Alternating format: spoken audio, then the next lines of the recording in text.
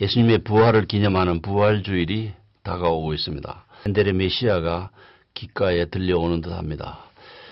부활 기념일은 매년 다릅니다. 어떤 때는 3월 말이기도 하고, 어떤 때는 4월 중순이기도 하고, 어떤 때는 4월 초순이기도 하고, 이 부활절을 계산하는 방식이 있는데요. 그것은 춘분, 그러니까 3월 20일이 지난 다음 만월 후, 보름달이 뜬 이후 첫 주일을 부활주일로 지킵니다. 중세 때부터 교회는 부활주일 앞에 6주간 동안 40일을 사순절이라고 해서 교회 절기로 지켰어요. 사순절기. 이것을 영어로 렌트라고 합니다. 렌트는 봄이라는 뜻인데, 봄의 계절에 교회는 사순절을 통해서 예수 그리스도의 순환을 기념했습니다. 부활절 40일 곧 주일을 제외한 6주간 동안에 기독 신자들은 자기를 반성하고 회개하고 쾌락을 멀리하고 육고기를 먹지 않고, 그 다음에 그리스도의 고난만을 생각하면서 자기를 성찰하는 시간을 갖도록 했습니다. 이 사순절기 계산에서 주일을 배제하는 것은 그날에 금식하는 것이 적합하지 않다는 이유 때문입니다. 동방교회는 8주간을 사순절로 지키는데 그것은 토요일과 주일을 모두 다 제외하기 때문에 그렇습니다. 로마 가톨릭 교회, 동방정교회, 영국 국교회, 우리나라에서는 성공회라고 하죠. 루터 교회는 지금도 사순절을 교회의 절기로 지킵니다. 구약시대의 유월절이나 초막절이나 맥추절을 지키듯이 절기를 지키는 것이죠. 한국의 예장, 통합, 기장, 감리회, 그리고 기독교 하나님의 성회 여의도 측이 이 사순절을 절기로 지키고, 반면에 개혁신학을 추구하는 교회들은 절기로 지키지 않습니다. 예장, 고신, 합동, 합신 등이 지키지 않고, 침례회도 1년의 이유로 교회 절기로 지키지 않습니다. 교회가 사순절을 교회 절기로 지키는 것이 옳을까요? 아니면 지키지 않는 것이 옳을까요? 어느 것이 바람직하고 어느 것이 유익할까요? 사순절은 항상 수요일에 시작합니다. 수요일 날 미사를 드리거나 예배를 드리는데, 그날을 제의 수요일, Ash Wednesday라고 부릅니다. 사제 성직자가 성도들의 이마에 제를 가지고 십자가를 그어주는 행사를 합니다. 죄는 인간이 불멸의 존재가 아니라는 것을, 인간의 모탈리티, 언젠가는 죽는다는 사실을 시사하죠. 사순절은 그 앞에 가지는 사육제, 카니발과 직결되어 있습니다. 그래서 개혁교회 이것을 절기로 지키지 않는 까닭 가운데 하나는 그것이 사육제와 관련이 되어 있기 때문입니다. 사순절을 바로 알려면 사육제가 무엇인가를 알 필요가 있습니다. 사육제는 사순절 동안 금육을 앞두고, 고기를 먹지 못하는 그 40일 동안을 앞두고 고기를 실컷 먹고 술도 실컷 마시고 그리고 즐겁게 지내는 그런 행사입니다. 여러분 아시다시피 서양인들은 빵과 함께 육고기가 주식이기 때문에 40일 동안이나 고기를 먹지 않는다는 것은 상당히 고통스러운 일이죠. 카니발은 광란의 축제입니다. 일탈의 축제입니다. 일상생활의 규율과 신앙생활의 그 질서에서 벗어나서 방종을 즐기는 행사입니다. 그래서 요란한 가장행렬, 대규모 가문 무도회, 또 바보들의 의회라는 걸 만들어가지고 그 도시의 금고 열쇠를 그들에게 넘겨주는 그런 우스꽝스러운 행사도 하기도 하고, 이 기간 동안에 연극, 연설, 신문, 칼럼은 매우 풍자적이고 파격적인 내용을 담아냅니다. 브라질의 리오 카니발, 프랑스의 니스 카니발, 이탈리아의 나폴리 카니발 등이 지금도 시행되고 있는 사육제 카니발이고요. 이 행사 동안에 크고 작은 소동이 이곳저곳에서 일어나고 있습니다. 카니발이 언제 시작됐느냐 하는 것에 대해서 일치된 견해는 없어요. 로마 시대의 이교적인 농신제, 농사신에게 제사를 드리는 것에서 비롯됐다는 설이 있기도 하고, 13세기 초 독일 낭만 문화 작품인 파르치팔이라는 그런 작품에 이 사육제가 최초로 언급됩니다. 음악가 로버트 슈만은 교향곡 사육제라는 것을 작곡해서 흥청대는 사람들, 가면 무도회 등을 행하는 사람들의 그 모습을 피아노 독주곡으로 표현했습니다. 오늘 우리는 네덜란드 출신이고 16세기에 살았던 화가 피터 브루겔이 남긴 그림 한 폭을 중심으로 이야기를 이끌어 가겠습니다. 이 그림의 제목은 사육제와 사순절의 투쟁, 1559년도 작품인데요. 브루겔의 이름은 출신지 네덜란드에서는 피테르 브루헬이라고 발음합니다만은 영어권에서 잘 알려져서 피터 브루겔로 통하고 있습니다. 브루겔은 풍경화 작가입니다. 농부와 보통 사람들의 일상을 사실적으로 묘사하는 그런 새로운 장르를 개척한 화가이고요. 풍경화를 정통적인 역사화, 역사그림, 종교화, 종교그림의 경지로 끌어올리는 데 기여한 작가입니다. 브루겔이 벨기에 수도 브뤼셀로 이주한 뒤로 농민전쟁을 경험했는데 그 기간 동안에 농민전쟁으로 인한 사회 불안과 혼란 그리고 스페인의 가혹한 압정에 시민들이 격렬하게 반항하는 모습을 그림으로 표현했어요. 그리고 고도의 휴머니즘과 예리한 사회 비판의 눈으로 소박하고 우직스럽게 살아가는 일반 사람들, 농민들의 삶을 관찰하는 그림을 그렸습니다. 로마 가톨릭 교회와 프로테스탄트 사이의 전쟁으로 인해서 찢기고 상처난 당대인들의 일상의 삶 이모저모를 풍경화로 묘사했습니다. 브루겔의 작품 중에 제일 유명한 것은 맹인이 맹인을 인도하다라는 1568년도 작품입니다. 구렁텅이에 빠져드는 앞이 안 보여서 구렁텅이에 빠져드는 시각장애자들 그룹 안에 그들과 함께 기생하는 눈뜬 자의 모습을 그렸어요. 십자가를 목에 걸고 무작정 시각장애자를 따라가다가 넘어지는 자들을 묘사했습니다. 당시의 교회가 그런 꼴이라는 거죠. 브루겔의 사육제와 사순절의 투쟁이라는 이 그림은 매우 복잡하고 광적이며 혼란스러워 보입니다. 여러분 지금 그림을 보고 계시죠? 작가는 사육제와 사순절을 행하는 당시의 교회가 그리고 그 당시의 사회가 이처럼 복잡하고 광적이고 혼란스러웠음을 지적합니다. 왼편에 술집이 있고 오른편에는 교회당이 있습니다. 그래서 술집과 교회당이 어울리고 공존하는 세상을 비판하는 그런 그림을 그려냈습니다. 이 작품은 광장을 배경 구도로 삼았는데요. 사육제와 사순절 행사가 이 같은 도시 광장에서 주로 이루어졌음을 보여주고 있고요. 그림의 오른편과 왼편이 대조적입니다. 행동, 옷, 색깔, 분위기가 다르죠. 좌측은 사육절을 묘사하고 우측은 사순절을 묘사합니다. 우측 사람들은 대체로 검정색 복장을 하고 있고 바닥에 나뒹구는 병자를 돌보고 있고 적선을 하는 모습이 그려져 있고요. 그러나 반대로 좌측 사람들은 장애자의 구걸에 아무런 관심을 표하지 않는 모습이 그려져 있습니다. 좌측 중심 부위에 큰 술통에 어떤 남자가 한 사람 올라타 있습니다.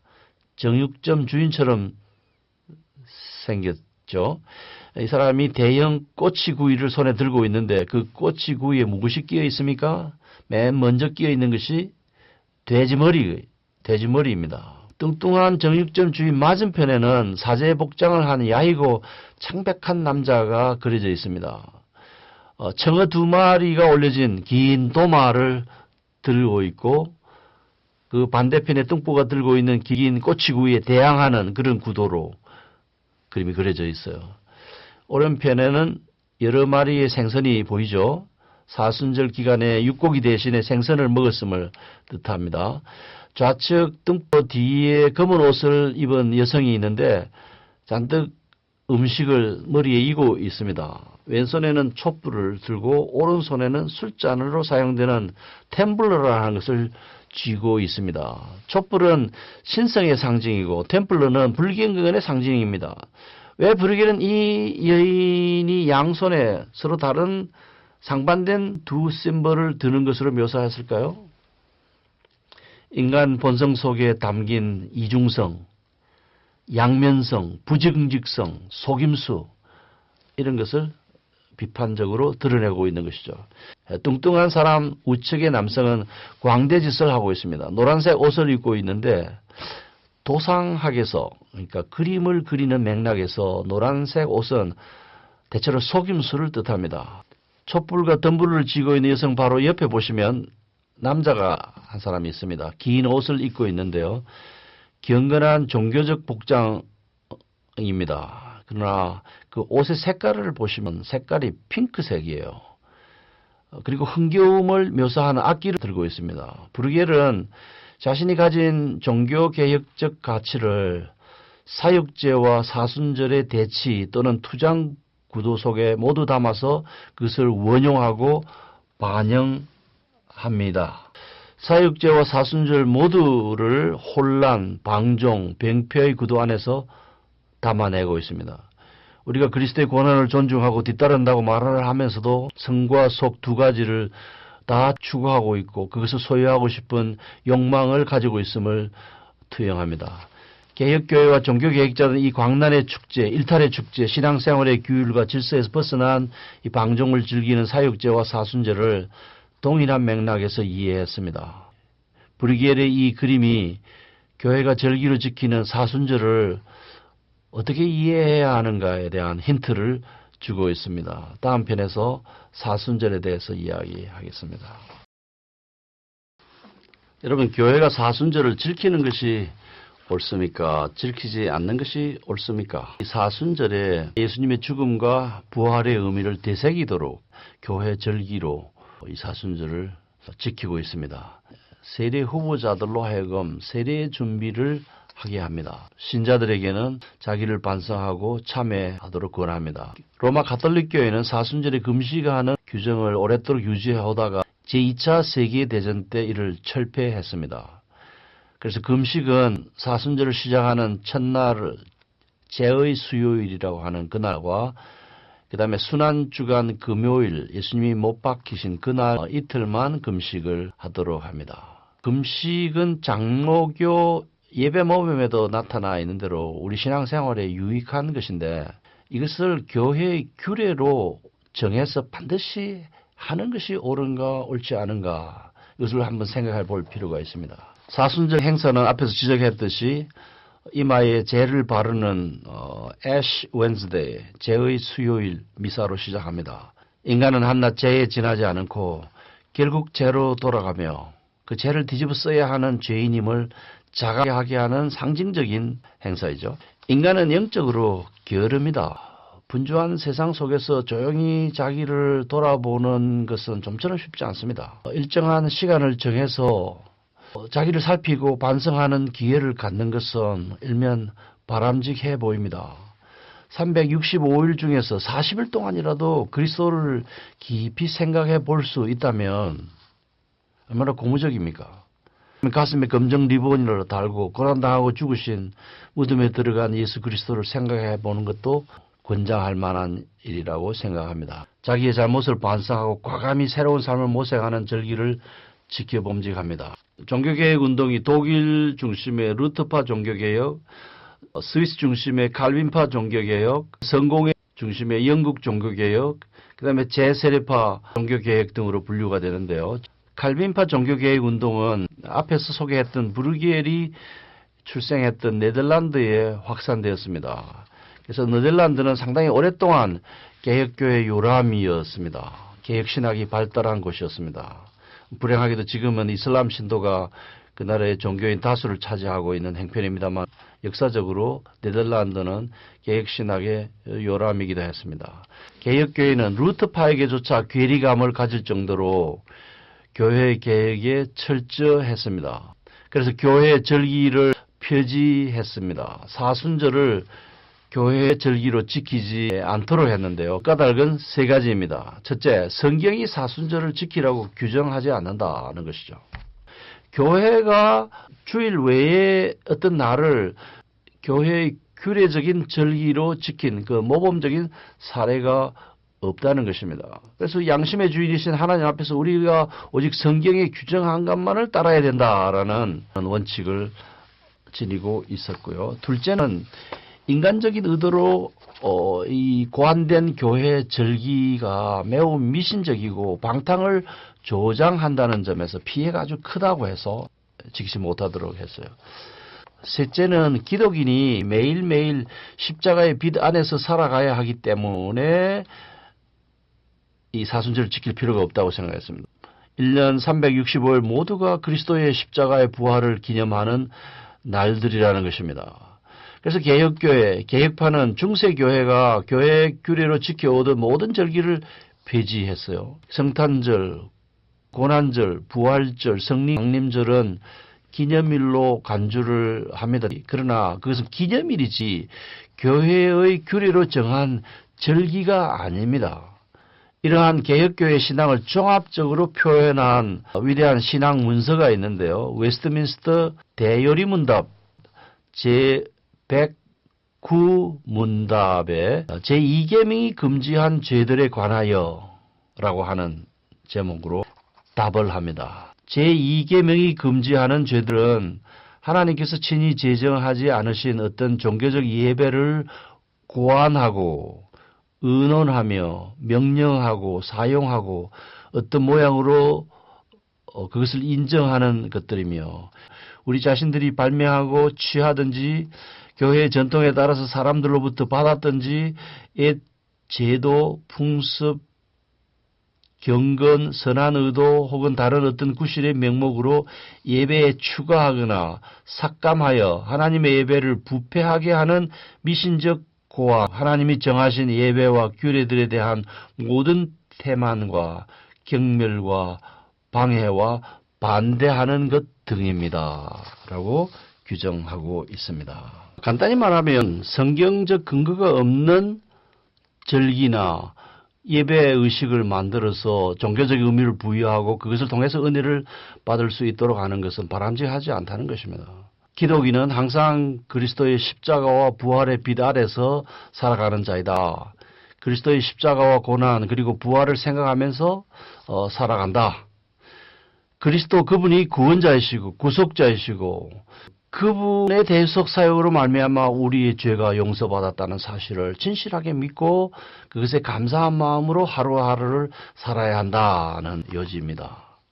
정상적인 기독인은 그리스도의 고난과 십자가의 길을 따릅니다. 그의 부활이 주는 생명이 약동하는 삶을 살아갑니다. 사순절만이 아니라 항상 365일 그러하다는 것이죠. 이것이 칼빈과 청교도들 그리고 개혁교회가 사순절을 지키지 않는 가장 중요한 요점입니다. 사순절을 교회 절기로 지키지 않는 개혁교회 구성원 여러분들에게 제가 물어보고 싶습니다. 여러분 정말 매일매일 십자가의 빛 아래서 살아가고 있습니까? 그리스도의 성육신, 고난과 죽음 그리고 그 부활의 의미를 깊이 생각하면서 매일매일 365일을 지내고 계십니까? 예라고 답할 수 있다면 매우 다행이고 감사한 일입니다.